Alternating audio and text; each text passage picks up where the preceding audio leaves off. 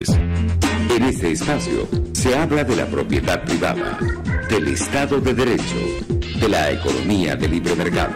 Se habla de principios y funciones de la libertad en todos los ámbitos de la vida nacional. Aquí se habla libertad. RCR presenta Aquí se habla libertad con Víctor Maldonado.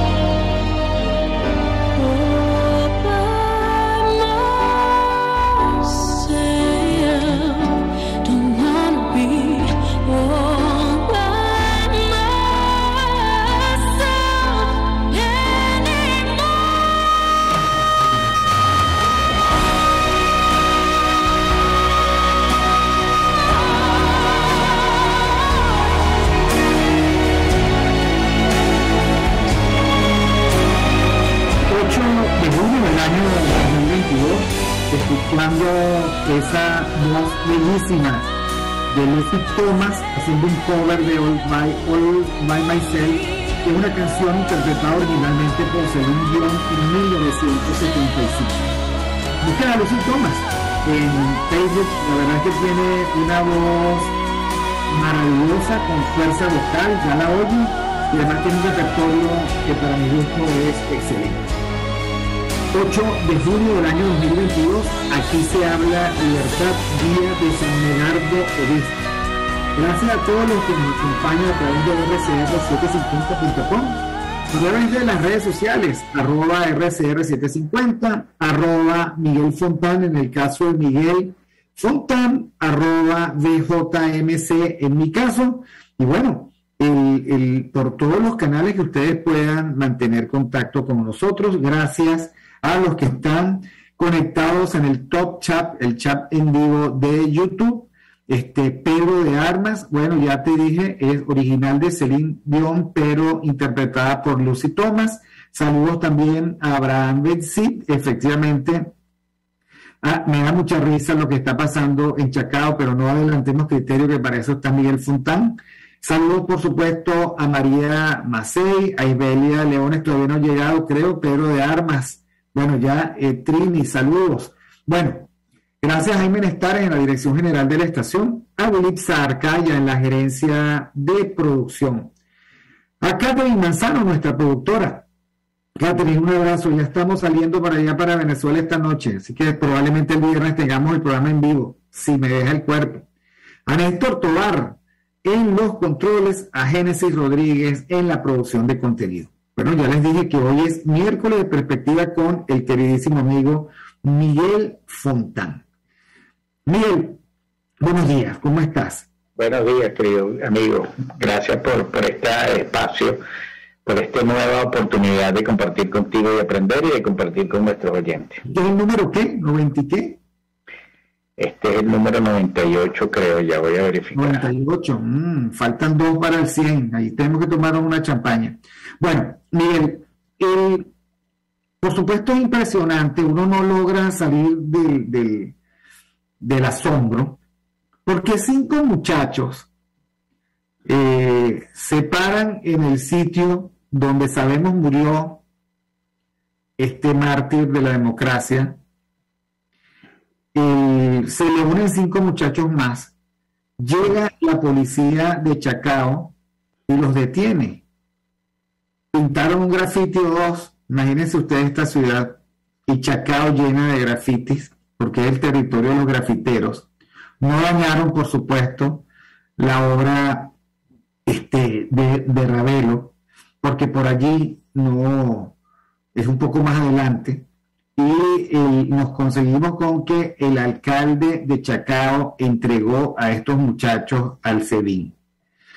Entonces, yo caí en el tema siguiente. Bueno, hay un esfuerzo deliberado por olvidar obligatoriamente aquello que todavía nos hace recordar que tenemos coraje, capacidad de lucha y que este duro camino tiene sus mártires, no los que dicen dejar el pellejo aquí, no, tiene sus mártires en aquellos que creyeron en una causa y dieron su vida por ella, tal vez temerariamente. Y lo que quieren que se olvide es eso, porque esta negación de la historia reciente, este olvido a juro, es un factor de la nueva normalización. ¿Qué opinas, Miguel? Yo opino exactamente igual a lo que tú expresabas ahora, porque recordar es una forma de trascender lo individual. Recordar es una forma de unirse también en un espacio común, en un espacio colectivo, para articular quizás algunos esfuerzos que son necesarios, bien sea para conservar lo que estaba, si nosotros recordamos cuáles son los propósitos y los cimientos de la democracia y todos los esfuerzos que se hicieron para instaurarlo, o bien sea para transformar la realidad cuando nosotros recordamos precisamente a aquellos que en un sistema distinto, en un sistema opresor, dieron la propiedad más preciada que tenemos, que es la vida. Entonces, recordar de alguna manera, primero nos permite trascender a lo que es nuestro hoy, nuestra individualidad del hoy, que además en Venezuela es una individualidad que está enfocada a la supervivencia, no al vivir como debería ser, ¿no? Sobre todo ya avanzado en esta modernidad, ¿no? Resulta por lo menos sorprendente, por no decir inadmisible, dada la maquinaria y todos estos servicios de la falsa intelectualidad para mantener ese status quo de las tiranías. Pero resulta por lo menos sorprendente que después de pasar olas democratizadoras y de pasar eventos como los de la caída del muro de Berlín, con su euforia posterior del fin de la historia en los términos de la lucha entre la democracia liberal y el socialismo y el comunismo, veamos que muchos de los países que antes se veían democráticos ahora o tienen ya tiranías y autocracias o van camino a eso, ¿no? Pero eso es un tema, creo que societal, en el sentido de la sociedad la han puesto a verse el ombligo, a dedicarse nada más al día a día, a borrar de alguna manera la memoria, y por eso es que en Israel hacen tanto hincapié para no borrar el tema del Holocausto, porque en la medida que esos hechos que conmocionaron al mundo, que conmocionaron a la propia nación y que además afectaron enormemente la dignidad de las personas, no se olviden, bueno, también forma parte de la disposición intelectual que tenemos que tener para vivir el día a día y para afrontar las amenazas que hoy vienen de muchos flancos. Ahora, hagamos memoria. Este alcalde, que forma parte de un proyecto político, si me recuerdas el partido, Fuerza Vecinal. Este alcalde llega a la reelección con el respaldo, de nuevo, de una trama de intelectuales, influencers y artistas que grabaron, digamos, nunca hemos estado mejor. Yo no veo ninguna otra opción que este alcalde. Este alcalde, con lo de ayer, demuestra que es un engranaje de la tiranía para la normalización. Y este alcalde, además, es la representación clásica de lo que nosotros hemos dicho, de lo colaboracionismo. El colaboracionismo tiene en sus manos la trama de la persecución suave, o sea, que es propia de los totalitarismos estabilizados, de los ecosistemas criminales en turbulencia. Uh-huh. Ni en lo mucho ni en lo poco se acepta ninguna disensión, y la disensión, por más pequeña que sea, tiene un altísimo costo, porque no es que la policía municipal recogió a los muchachos, se los llevó al comando y allí un trabajador social les dio, digamos, una charla sobre el cuidado del ornato público, y se les dio una sanción de barrer por media hora las calles, etcétera. No. Es que se lo entregan al SEBIN.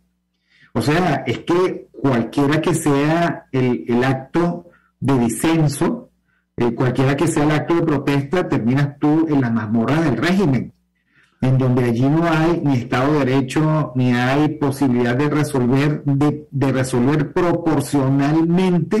proporcionalmente aquello que se transgredió, porque vamos a estar claros, en cualquier lugar del mundo, si una protesta no está autorizada, la policía te recoge, pero bueno, a la hora está afuera, y estás afuera diciendo, yo di, digamos, mi testimonio de protesta contra aquello que me parece injusto. Eso es en la democracia, pero en las tiranías simplemente te van hasta el tuétano y te abren un proceso, qué sé yo, que puede ser por traición a la patria, qué sé yo, ¿no? Entonces, a ver, porque es que yo creo que también parte de la memoria histórica es caracterizar a cada uno de los personajes en su trama y en su perversidad. Porque esto no se puede dejar pasar sin colocar a la colaboración frente a su propia responsabilidad y frente a su propia capacidad y frente a su propia potencialidad. O sea, ¿puedo confiar en ti para alguna iniciativa democrática? ¿Puedo creer que tú eres un contraste en relación con la tiranía? Porque tú gobiernas de manera diferente en lo esencial, porque barrer calles, barre cualquiera. ¿Ok? Ser el vocero de cuando no llegue la luz y ser, digamos, el gestor de cuando no llegue el agua, lo hace cualquiera. El problema está en que la calidad política es promedio. Sí, ahí tú diste en un punto que lamentablemente nosotros como ciudadanía no estamos preparados para empezar a ver la vida desde ese punto de vista, ¿no? Y es la caracterización de los actores políticos. No solo, yo diría, le agregaría a ese buen recuerdo, no solo la caracterización de los actores políticos, que es fundamental, sino también lo fenomenológico que se encuentra en el hecho en sí. Porque fíjate, cuando un ecosistema como el que nosotros tenemos instaurado en Venezuela se vuelve estable, el ecosistema puede permitirse el lujo de tener ciertos eventos que podríamos llamar de libertad. Antes, por ejemplo, las revoluciones se hacían con partidos únicos, ¿verdad? Y era un solo partido donde no se permitía la existencia de otro partido, pero en la medida que la tecnología y la técnica han ayudado a los totalitarios a no solamente a llegar, sino a mantenerse, bueno, podemos tener estados unipartidistas que en lo simbólico tengan muchos partidos políticos, como es el caso de Venezuela, ¿no? Entonces tú te das el lujo de tener partidos políticos que hablan de Congreso, de libertad, pero en realidad el gran partido de Venezuela es el PSUV, pues. Y los demás funcionan con una estética o con un discurso antagónico, pero en la acción política funcionan perfectamente articulados y coordinados.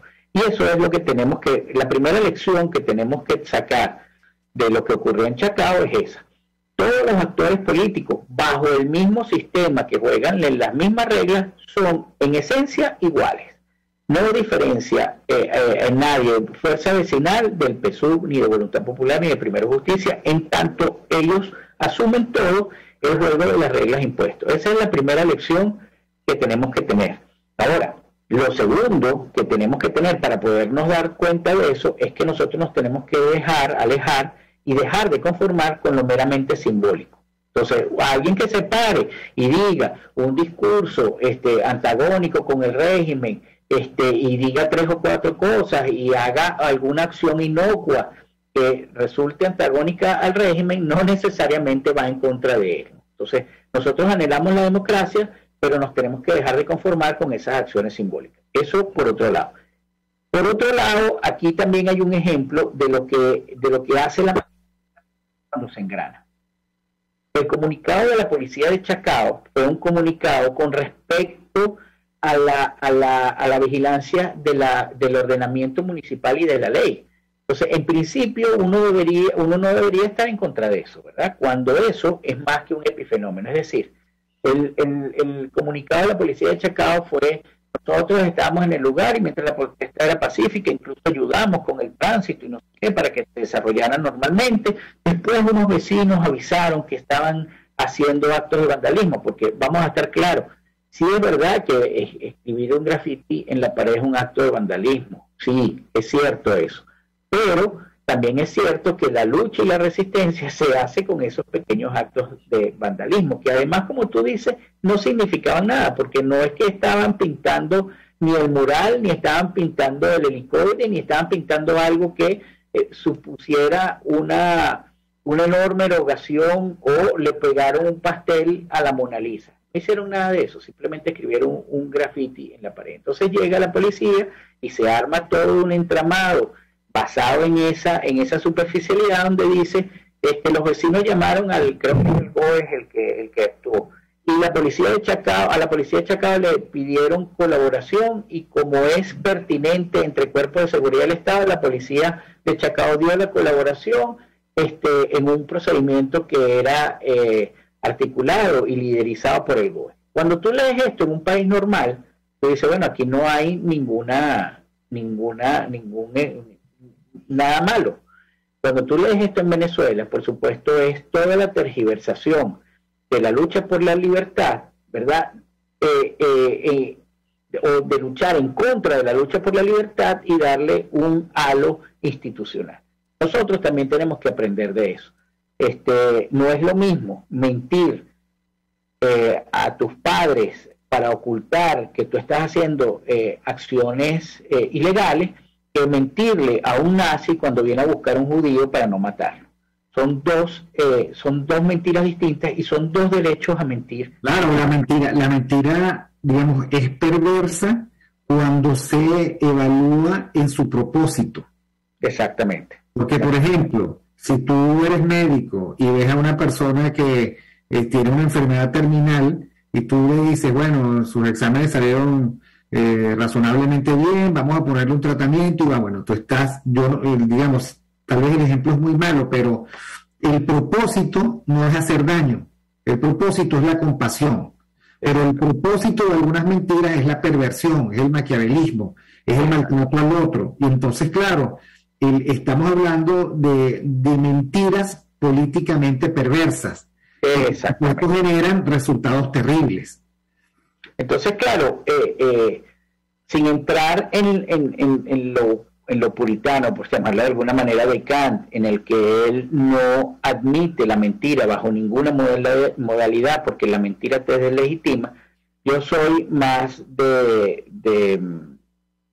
Constant, en el sentido que hay mentiras, como tú dices, que evitan un acto de indignidad humana que es necesario hacer para la subsistencia de la propia humanidad, ¿no? No, además que estamos hablando de la política, Miguel. O sea, si lo que estamos tratando de decir es que frente al dilema de encuentro a unos jóvenes que están protestando por la muerte de Neumar Lamberera, ¿no? De Lander, y digamos, terminada la protesta, rayan una pared. Frente a ese dilema político, el qué hacer es muy importante, pero por supuesto que si este alcalde y sus colaboradores tuvieran un poquito más de cultura, vieran que eso se resolvió en un libro que leen los niños de las escuelas norteamericanas, Willy Booth. Entonces, frente a eso, el dilema está en, bueno, ¿soy tolerante frente a esta transgresión o soy inflexible frente a esta transgresión? Y entonces tienes que preguntarte sobre el contexto. ¿En qué contexto estoy? ¿En qué contexto estoy? O sea, estoy en el contexto democrático, donde de nuevo a los jóvenes les sale regaño y revisión pedagógica, como pasa en las escuelas a veces. En las escuelas llegan y entonces los niños o los jóvenes tienen que comprometerse a reparar el daño, pero proporcionalmente. Lo que pasa es que aquí en los regímenes totalitarios la palabra proporcional no existe.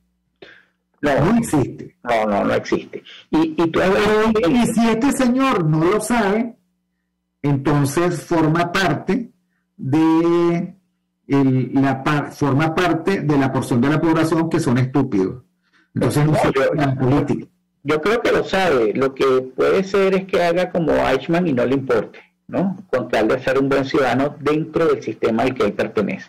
En uno de los juicios, durante el juicio de Eichmann, el que lo haya leído y el que no lo haya leído, le recomiendo la lectura. No es una novela, y es una lectura que amerita reflexión, pero es muy buena para expresar cómo se comporta la gente dentro de los sistemas totalitarios. En uno de esos juicios, Eichmann decía que por qué lo están enjuiciando a él, si él debería más bien condecorarlo por ser buen ciudadano dentro del nazismo. Y es cierto.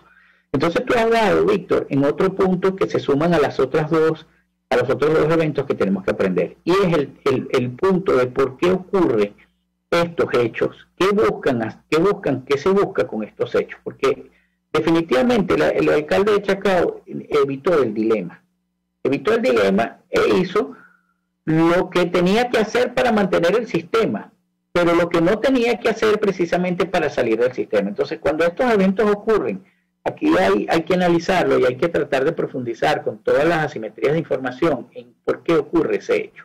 A ver, me explico.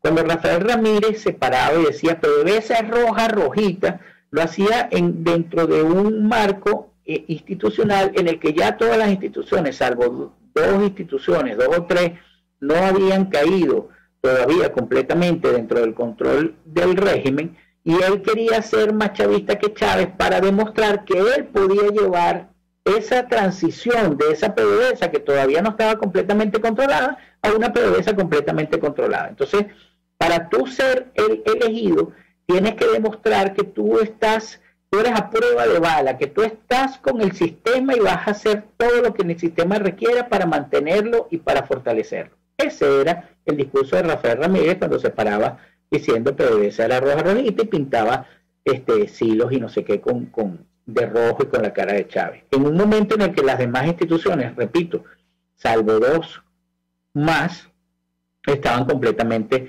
tomadas por el régimen. Hay que ver en este contexto en el que se mueve, en el que tú tienes pareciera un giro del modelo económico que nosotros hemos llamado aquí hacia el capitalismo totalitario, y tienes por supuesto una recomposición de fuerzas abajo, de fuerzas políticas, en el que Fuerza Vecinal surge como uno más entre Voluntad Popular, entre Primero Justicia, entre lo que queda de AD, entre la renovación estética de un nuevo tiempo, entre el partido de Elsa. Y entonces esa fuerza política a lo mejor lo que quiere es decir, mira, yo también puedo jugar, pueden confiar en mí para jugar este juego político en el que nosotros tenemos un discurso antagónico, pero cooperamos con ustedes porque hay que mantener el poder. La verdad es que yo me costaría, habría que abrir un hueco muy grande para buscar cuál es el discurso antagónico. No, esta es la colaboración castrada. Exacto. Y silente. Estos, no sé por qué a algunos se les puede ocurrir que son de la oposición. O sea, yo no les he escuchado nunca nada que pueda perturbar, que pueda conjurar o que pueda desafiar la lógica, la ética y la estética del régimen. No. Ellos dicen que ellos hacen gestión. Exacto, es lo que hacen gestión, ellos no hacen política, no la hacen. No tienen opinión sobre la política, y si la tienen se la guardan, y a uno más bien le parece que la tienen y es la que exhiben, o colaboracionismo de mandarín eunuco, ¿ok? Sí. Y punto, o sea, sin ningún tipo de posibilidad de tener testosterona, o sea, castrados, y eso hay que decirlo, o sea, esta fuerza vecinal, lamentablemente, es una trampa cazador, porque de lejos parece y de cerca no es. Esa es la verdad.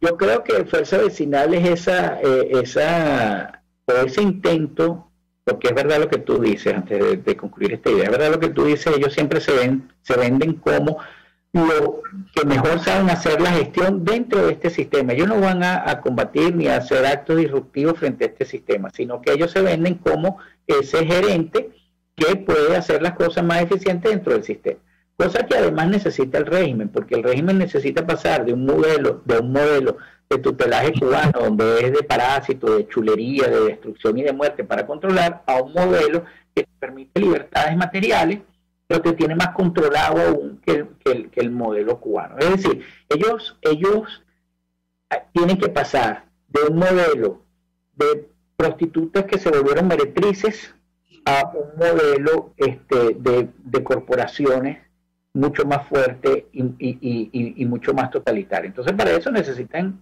por supuesto, más que el lumpen que se les ha pegado siempre, que tú subes y estás en los cargos importantes porque demuestras lealtad, así no sepas hacer nada. Entonces, ahora lo que hay que mirar, Miguel, precisamente, es que el ecosistema criminal es sofisticado. Sí. Muchas de las cosas que hemos dicho aquí tienen un ejemplo perfecto. Los roles del colaboracionismo dentro del ecosistema criminal son difusos, ambiguos y alternantes. O sea, por un lado tienes a una Delcy que dice tal cosa, a un Lozani que dice tal otra, tienes los gestores, o sea, los especialistas en gestión, pero todos ellos juegan a favor de la estabilización del ecosistema criminal. Todos son funcionales, como una especie de gran teatro. Cada teatro tiene cada obra de teatro compleja, pues tiene diferentes actores, diferentes escenas, además, diferentes roles. Bueno, este es un rol dentro del ecosistema criminal que cuando roza una realidad de oposición dura o cándida, porque también hay que decirlo, de estos muchachos que no caen en cuenta qué juego se tiene que jugar, y no es el del testimonialismo martirizante, que no tiene ningún sentido. Bueno, entonces inmediatamente sacan la garra y con toda la fuerza le dan un garrotazo, un garrazo. Pero bueno, vamos un momentico al corte, Miguel, y seguimos conversando sobre esto, sobre la negación de la historia como factor de normalización, porque en el fondo es prohibido recordar. And making love was just for fun. Those days are gone. Living alone, I think of all the friends I've known. When I dial the telephone, nobody's home.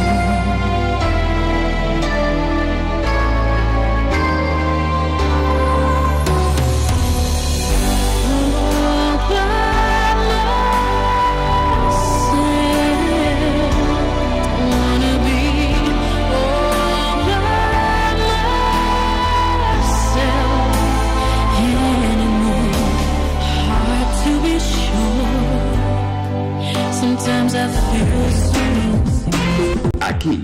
se debaten temas de interés nacional e internacional. Aquí se habla libertad con Víctor Maldonado. Solo por RCR.tv, la radio que se ve. Sintonícenos a través de Periscope, @RCR750, la radio que se ve. En Global Therapy seguimos comprometidos con tu rehabilitación física, te ayudamos a recuperarte de tu postoperatorio y en el alivio del dolor. Búscanos en el Centro Comercial Multiplaza Paraíso Nivel Empresarial 2 a través de Twitter e Instagram o llámanos al 0412-256-1104. Y no olvides lavarte las manos con agua y jabón y cumplir con el distanciamiento social. Global Therapy y despídete del dolor.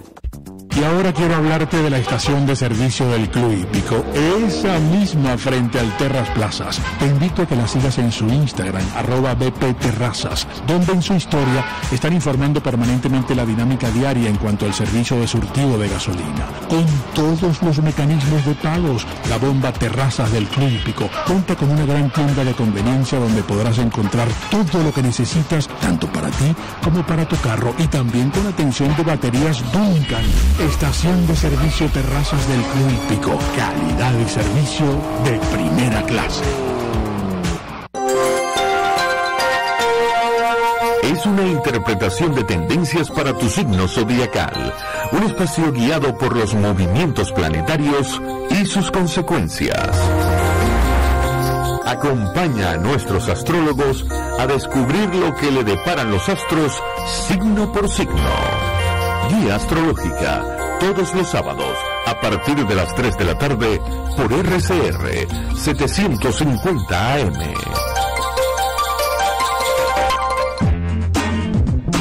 Ideas para alcanzar un país con libertad económica, democracia política y seguridad jurídica. Aquí se habla libertad, con Víctor Maldonado. Solo por RCR.tv, la radio que se ve.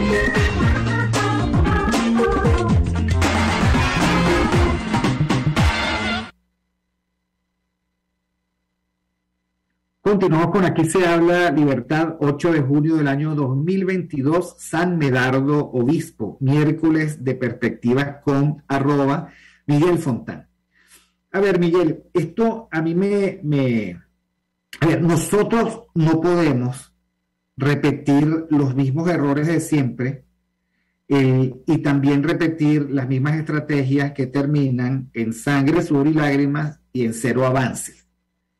Y por otra parte, digamos que los partidos sean tan irresponsables como para exponer a los jóvenes y en un ambiente que probablemente no calibren bien, el que es francamente totalitario, a pesar, digamos, de que el ornato y el telón de fondo sea bonito, eso, digamos, no es ninguna otra cosa que una advertencia sobre unas estrategias y una política y unos políticos fracasados. Uh-huh. Y todos ellos, víctimas y victimarios, quisieran de la sociedad una nueva consigna. Olvídate para que te reenamores. ¿Ok? Olvidemos todo y empecemos de cero. No, si nosotros seguimos repitiendo los mismos errores, vamos a seguir consiguiendo los mismos resultados malos, malísimos. Entonces, por supuesto que está claro que una de las tareas pendientes de los venezolanos es cómo replantea la lucha, pero para eso primero tendría que tener respuestas a cómo se replantea la política, y para eso primero debería tener respuestas a cómo nosotros identificamos un cuadro de políticos diferentes, y para eso tendrían que tener respuestas a la pregunta de cómo se hace ruptura, y para eso deberían tener respuestas a cómo empezamos de nuevo, y para eso deberían tener respuestas a cómo te reconcilias tú con tu fe, con tus principios, con tus valores, qué papel le das a la familia, cómo tú te reconcilias y te reacomodas dentro de la comunidad, y cómo tú te planteas el dilema de la verdad.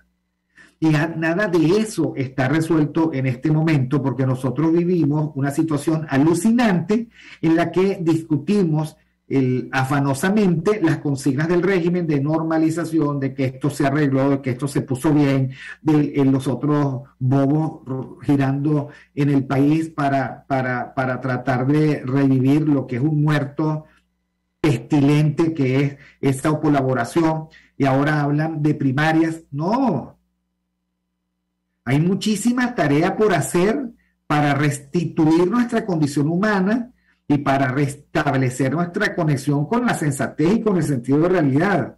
Y creo que estas circunstancias, que son dolorosas, penosas, vergonzosas, conspiran contra un proceso que deberían intentar hacer los venezolanos. Sí. Conspiran contra eso.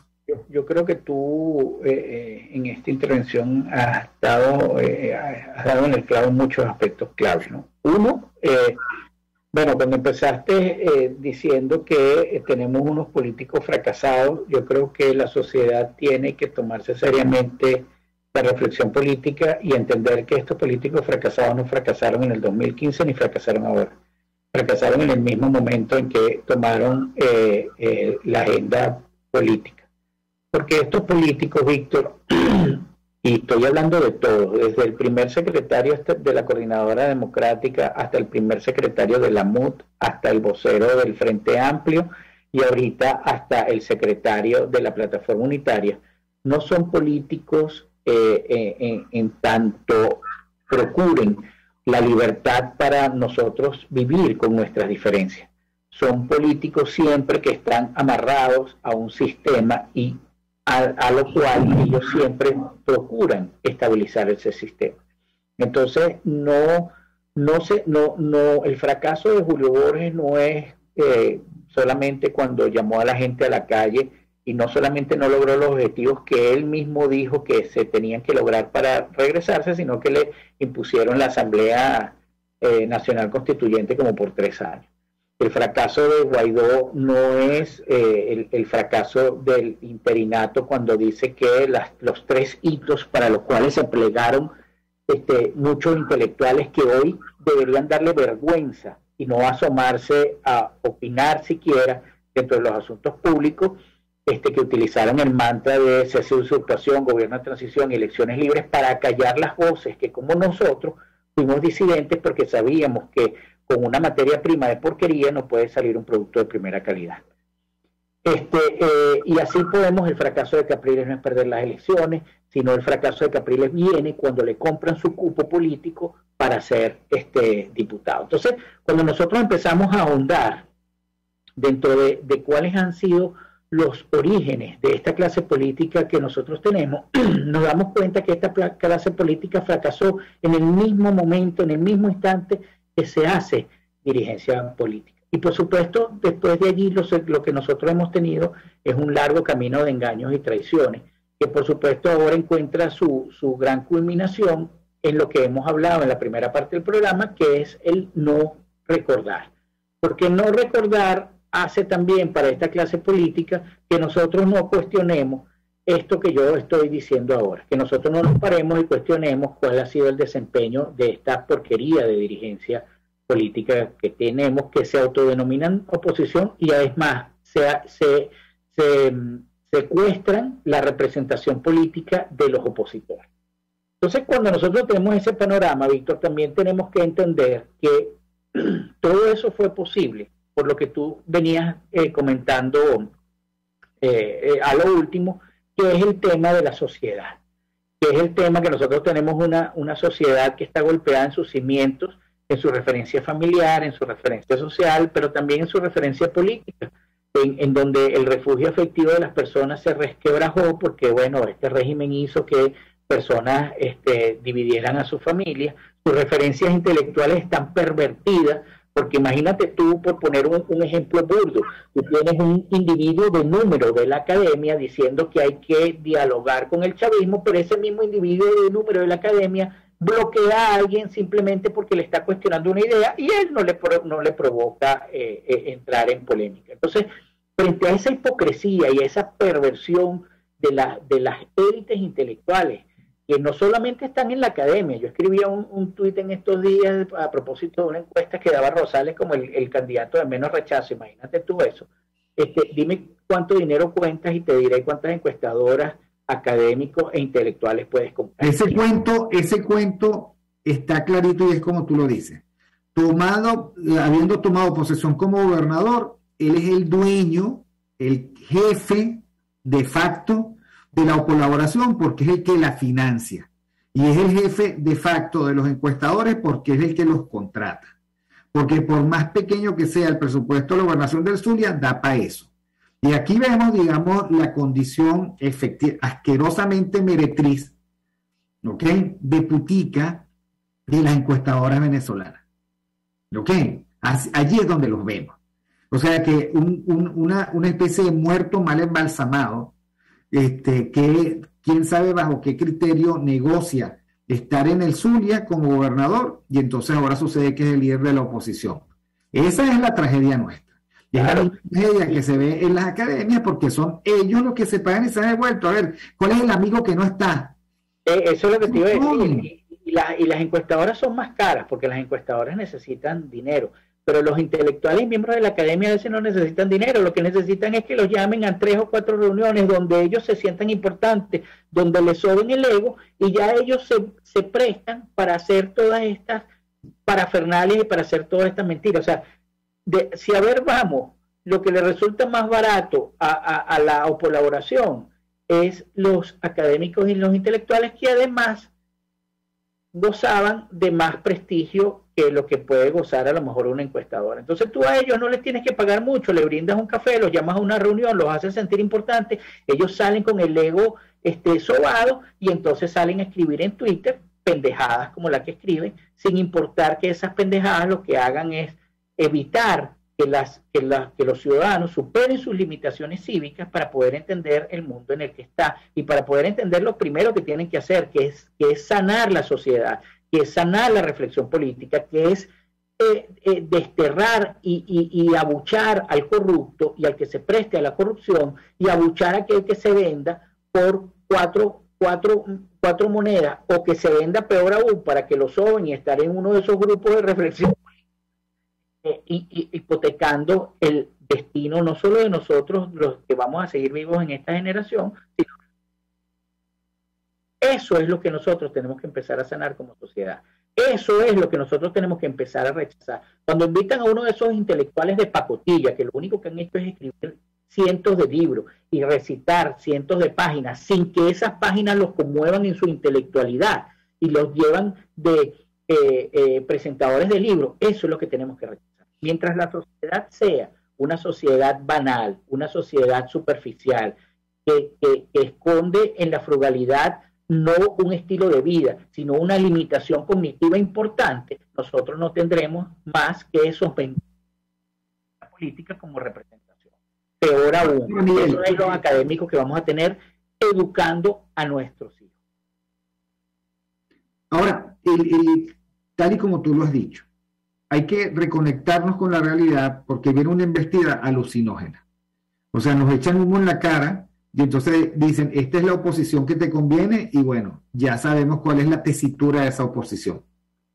Nos echan humo en la cara y un grupo de gente supuestamente notable intenta una consulta, la cosa da risa, una consulta nacional con el interinato y el respaldo de la Asamblea Nacional extinta. Uno, por más que les dice, eso no tiene ningún sentido, no están dadas las condiciones, la hacen porque ellos se imponen y sucede que ya vimos que eso fue poco menos que un chiste. Por cierto, aquí abro un paréntesis. Nosotros los venezolanos estamos sometidos a tal nivel de autoritarismo que es como que si nos tocaran la puerta y un hombre o una mujer, dado el caso, se designe, soy tu marido o soy tu mujer. Permíteme que aquí estoy. O sea, igualito. Sí. Igualito. Ellos dicen, soy tu oposición. Permiso, que voy para adelante. Pero es que yo, cállate, soy tu oposición. ¿Ok?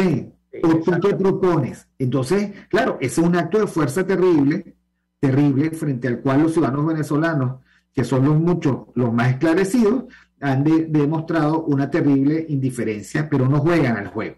Entonces, de nuevo, vamos a las primarias, otro humo en los ojos.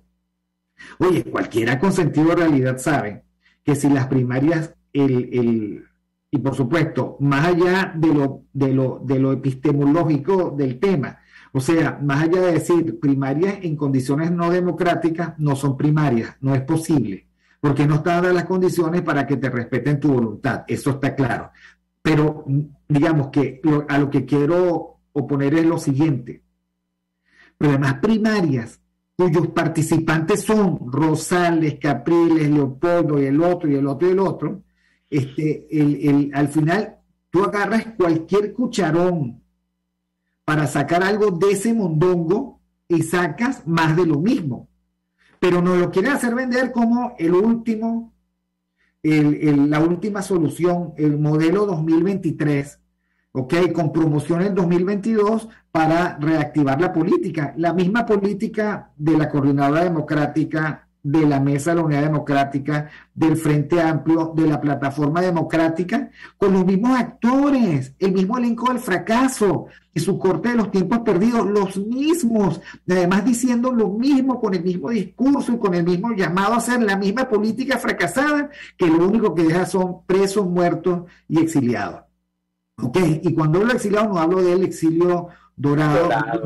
Sino de la partida de 6 millones de venezolanos que no tienen. Y la gente, o sea, hay dos cosas que me sorprenden. Que haya alguien que tenga los arrestos, la cara y los riñones de proponerlo, y que haya alguien que tenga los arrestos, la cara y los riñones de aceptarlo. Eso es insólito. Es insólito porque, de nuevo, estamos negando nuestra historia porque volteamos para atrás y nos damos cuenta de que esto es una trampa en la que hemos caído varias veces y que no nos ha resultado, porque la tesitura, la estructura, la médula del ecosistema criminal no procesa, o sea, no se conmueve con eso. No se conmueve y por el contrario, lo promueve. Promueve precisamente eso.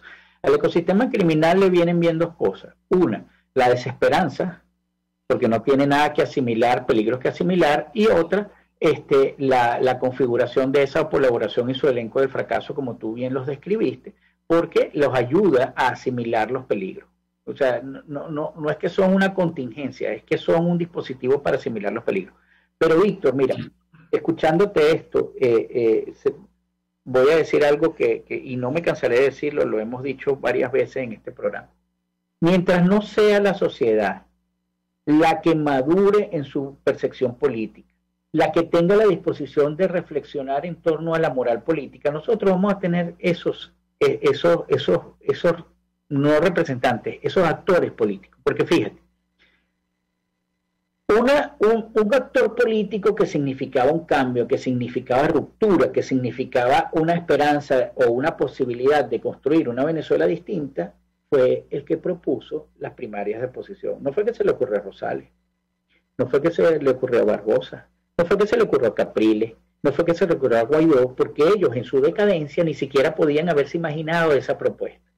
Esa propuesta, esa tabla de salvavidas, esa nueva opción para legitimar una vocería que es inconclusa en cuanto a lo político, pero que es bochornosa en cuanto a las intenciones políticas, esa posibilidad nos la dio los mismos de siempre, que está metido en la Coordinadora Democrática. Lo dio una persona que supuestamente dice combatir la corrupción opositora.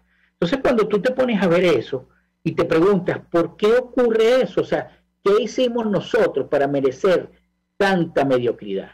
Bueno, lo que hicimos es precisamente ser una sociedad superficial, ser una sociedad que se conforma con 2 o 3 comunicados oficiales y no profundiza, ser una sociedad que rehúsa discutir lo político en un seno de confianza, porque la discusión política siempre quiebra los refugios afectivos en vez de fortalecerla. Yo no estoy diciendo que en una reunión familiar se hable de política todo el tiempo, pero yo creo que en la medida que una reunión familiar se intercambien ideas políticas en respeto, sin hacerlas partidistas y sin hacerlas existenciales, yo creo que eso fortalece todo ese núcleo de la familia en cuanto a lo político, y se deja espacio, por supuesto, para las cosas más personales. Eso en Venezuela ya no existe.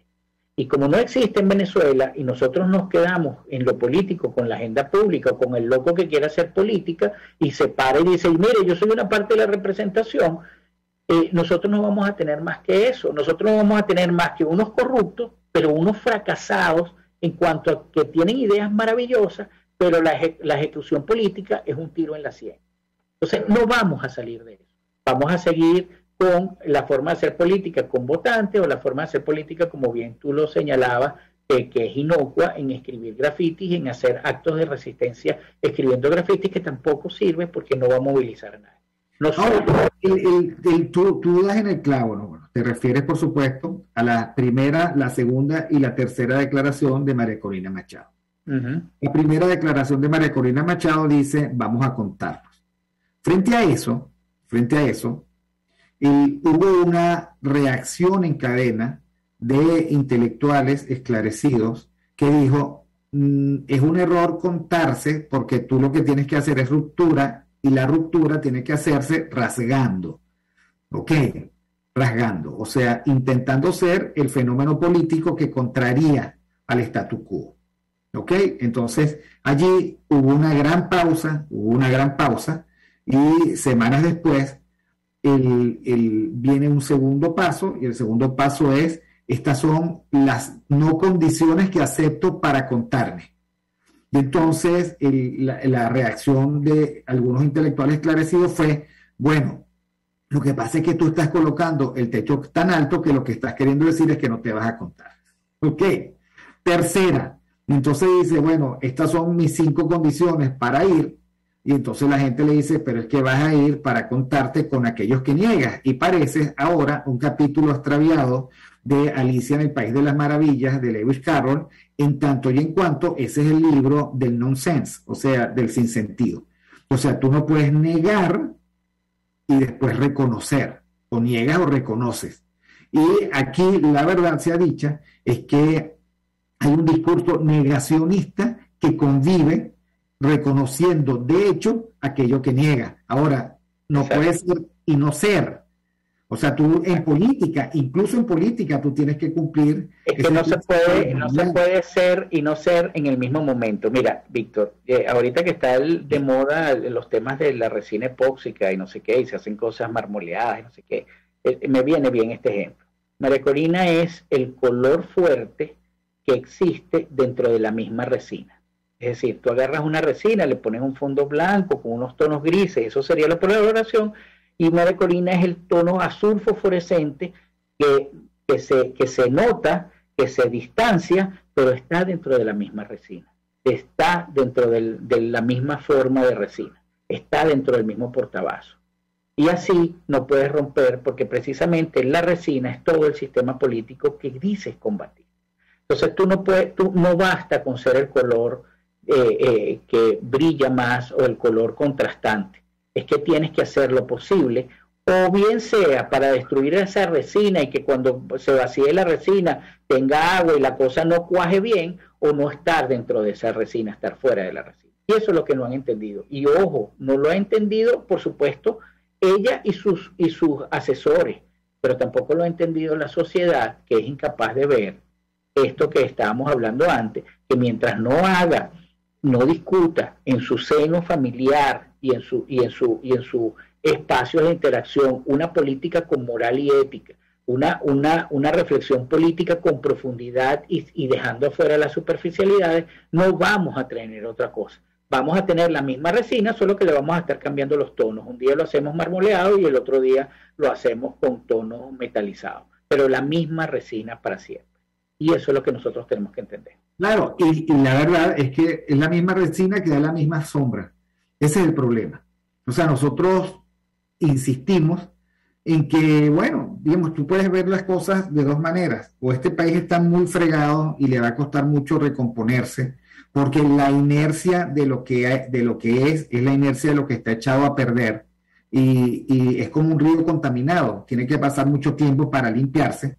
O este es un país expectante de un fenómeno político que puede salir en cualquier momento y detrás del cual se va a ir, no sabemos si para bien o para mal.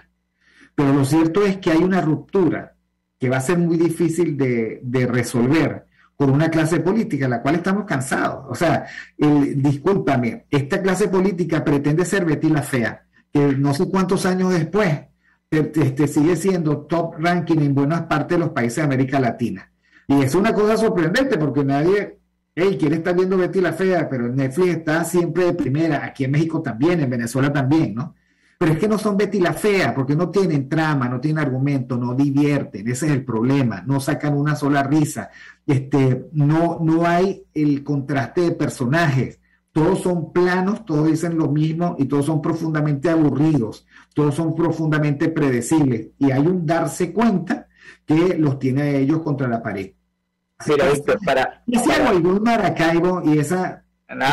Te cuento que Voluntad Popular más de una vez, por eso es que tenemos que recordar, monta esas escenas, unas y otras, no me quiero referir en particular más allá de las sillas, pero recuerden ustedes, Voluntad Popular es como la samurera siempre en el mismo basurero, montando las mismas escenas impresionantes como para lograr agarrar un respiro. Cuidado,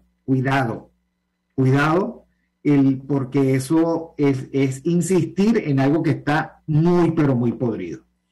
Es de los mismos productores de Leopoldo, aquí estoy abajo. Sí, lo están matando. Nos están matando y sucede que lo que estaban era preñando. Entonces, cuidado. Mira, yo a propósito de recordar, yo volvería a colocar en la reflexión, en el debate político de la sociedad, no de estos politicuchos, estas premisas o este dilema. ¿Podemos salir de esto solos o no podemos salir de esto solos? Yo creo que ahí tiene que partir la reflexión, porque ahí es que puede salir las opciones o las opciones creíbles para poder salir de esto. Nosotros tenemos que repreguntar, ¿podemos salir solos nosotros de esto o no podemos salir solos nosotros de esto? Bueno, esa pregunta queda para el próximo miércoles, querido Miguel Fontán, ya haciendo el programa desde Venezuela en ese momento. Parece que en Venezuela además hay un repunte de COVID. Tengo dos amigas cerca, Teresa Blanes, que tiene COVID, a quien le mando mis saludos, mis abrazos, mis besos y mi deseo de recuperación, y mi hijo Miguelito, que también, digamos que... Acuérdate que el COVID va a ser una enfermedad estacional. Una cosa que vamos a estar por ahí. Enfermedad estacional, o sea, así que eso... Sí, bueno, dolor de garganta, bueno, mi querida amiga Teresa es una mujer ya de edad, pero bueno, la está pasando, y mi hijo, bueno, ya ayer estaba jugando, pero igual está encerrado porque al frente de su cuarto es el cuarto de mi madre de 87 años y la verdad es que no me parece gracioso. Bueno, mi querido Miguel Fontán y todos los que nos acompañaron hoy en nuestra conversación, a Yoyo Juárez, a María Macei, Miguel el Sabio sin esfuerzo, sí, porque es que tiene barba mesopotámica y pelo, y eso es lo que se le nota, pues, ¿no? Gracias, apreciado Maldonado y Fortán, Hugo Duarte, Abraham Bencid, Niurka, Natacha, María Macei, Yoyo Juárez, Trini, en fin, a todos los que se conectaron con nosotros, gracias Miguel, gracias Miguel Fontán, gracias a Jaime Nestares en la dirección general de la estación, Ulip Sarcaya en la gerencia de producción, Catherine Manzano, nuestra productora estrella, Néstor Tobar en los controles y Enesis Rodríguez en la producción de contenido. Y ya saben, Lucy Thomas, All By Myself. Un abrazo, chao.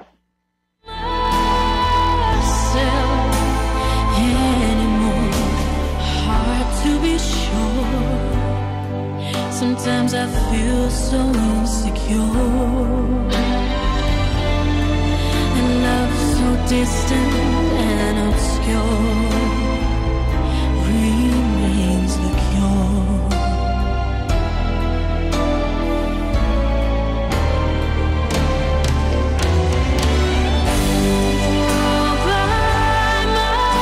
RCR presentó Aquí se habla libertad con Víctor Maldonado, solo por rcr.tv, en Twitter y Periscope, @RCR750, la radio que se ve.